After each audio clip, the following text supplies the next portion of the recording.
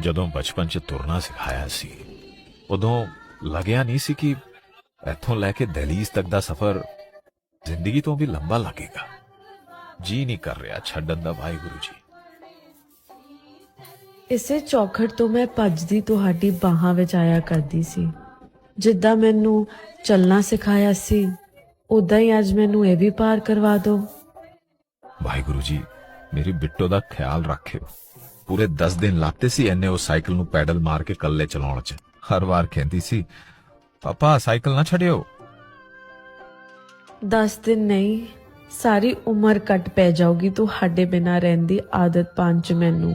ਉਦੋਂ ਮੈਨੂੰ ਪਤਾ ਸੀ ਤੁਸੀਂ ਪਿੱਛੋਂ ਤੇ ਸਾਈਕਲ ਨਹੀਂ ਛੱਡੋਗੇ। ਜਦੋਂ ਤੁਸੀਂ ਸਾਈਕਲ ਛੱਡੀ ਸੀ ਉਦੋਂ ਮੈਂ ਪਹਿਲੀ ਵਾਰ ਸਾਈਕਲ ਕੱਲੇ ਚਲਾਈ ਸੀ। ਪਰ ਤੁਹਾਡੇ ਬਿਨਾਂ ਕੱਲੇ ਜ਼ਿੰਦਗੀ ਨਹੀਂ ਚੱਲਣ ਵਾਲੀ।